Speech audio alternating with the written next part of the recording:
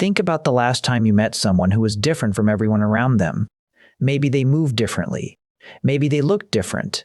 Maybe they thought in a way that nobody else in the room understood.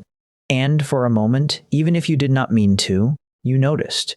You registered the difference. That reaction is old, much older than manners, much older than lineage, as we know it today. And the question is not whether early humans noticed difference. They almost certainly did. The question is what they did with that feeling, because for most of human history, being different was not a social problem. It was a survival problem. And the answer to what happened to people who were different is not what most people expect. The easy answer is violence. We have been taught, quietly and persistently, that ancient humans were brutal, that anyone who could not keep up was abandoned, that weakness meant death, that early human groups were small, cold, and merciless, and that difference was a threat to be removed. That is the version of prehistory that feels logical if you imagine evolution as a machine that only keeps what is useful. But that answer is wrong. Or at least it is far too simple, because the fossil record tells a different story. And it is one of the most surprising stories in all of human evolution. To understand it, you have to first understand what life actually looked like for early humans. Not the cartoon version. The real one. Early human groups were small. Most bands probably ranged between 20 and 50 individuals. These were not strangers. These were people who had known each other their entire lives. They shared food.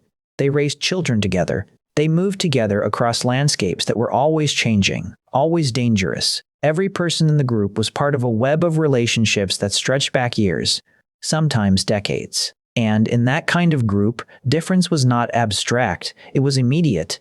It was personal. It had a face and a name. So what happened when someone in that group was born with a body that worked differently? What happened when someone was injured so badly they could no longer walk properly? What happened when someone's mind worked in a way the group did not fully understand? For a long time, the assumption was that these people did not survive. That evolution was too ruthless and ancient life too hard to allow for anything that looked like compassion. Then scientists started looking more carefully at the bones. One of the most important cases comes from a site in Iraq called Shanidar Cave. Inside that cave, archaeologists found the remains of a Neanderthal man who had lived somewhere between 45,000 and 35,000 years ago.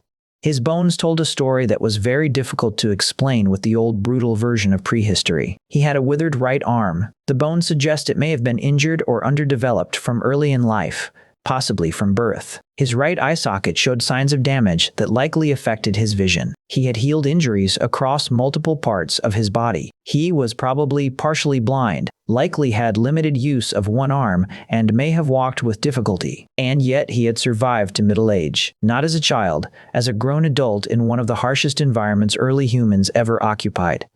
He could not have survived alone. That is the part that matters. A man with those injuries, in that world, with those limitations, could only have lived that long if other people helped him, fed him, protected him, kept him close. That is not brutality. That is something else entirely. And Shanidar man is not alone. Across multiple fossil sites and multiple human species, researchers have found evidence of individuals who survived serious injuries, chronic illness, and physical differences that would have made independent survival impossible. A teenage individual from a site in Spain known as Benjamina had a cranial condition that likely caused cognitive differences and yet survived well into adolescence in a group of early Homo heidelbergensis. A skeleton from Vietnam dated to around 4,000 years ago shows a man severely paralyzed from the waist down who lived for years after his injury, clearly cared for by the people around him. These are not rare accidents. They are a pattern. But this raises a harder question. Were early humans compassionate because they felt something we would recognize as empathy, or were they compassionate for colder, more practical reasons? Someone who could not hunt might still tend to fire, watch children, carry knowledge, or read the landscape in ways a faster body could not. In a small group, losing a single member through abandonment could sometimes be worse than the cost of supporting them, and social bonds build loyalty. Groups that cared for their members may have been more cohesive, more trusting, and harder to fracture under pressure than groups that did not. So the compassion may have had a logic, but that does not make it less real, because logic and feeling are not opposites. They are the same mechanism working at different speeds. The people who were different were not only the injured or the physically disabled. Some were different in the way their minds worked. Some saw things others did not. Some could not follow the normal patterns of social life. Some were unusually quiet. Some were unusually strange. What happened to them? There is no clean fossil evidence for cognitive difference the way there is for physical injury. But there are clues. Resources ran out. Winters arrived too fast. Disease moved through populations with no warning and no remedy.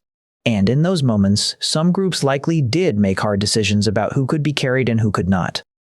The evidence for compassion does not erase the evidence for hardship.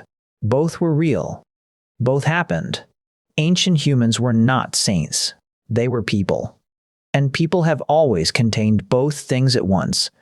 What makes the fossil record so striking is not that early humans were always kind. It is that they were kind at all.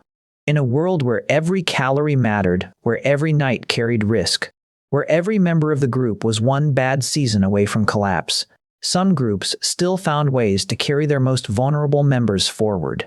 That did not make them soft. It may have made them stronger, because a group that could hold together under pressure, that could absorb the weight of difference without fracturing, was a group that lasted. And the groups that lasted are the ones that eventually became us. Think about that for a moment. The compassion your ancestors showed to people who were different was not separate from your survival. It may have been part of it. The instinct to protect, to carry, to keep someone inside the circle even when it was costly. That instinct was not weakness. It was shaped by the same ruthless process that shaped bones and teeth and immune systems. Evolution kept it because it worked. Today, when we talk about disability, neurodivergence, physical difference, cognitive variation, we frame it as a modern conversation, a recent awareness, a product of progress. But the bones say otherwise. The bones say this conversation is as old as the human family itself.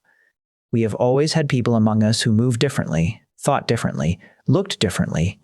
And for most of human history, the response was not to remove them from the group.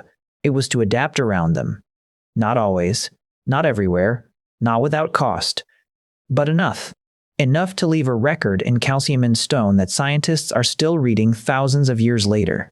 The person in your world who seems hardest to include, the one who moves outside the expected pattern, the one who requires something extra from the people around them, they are not a modern problem.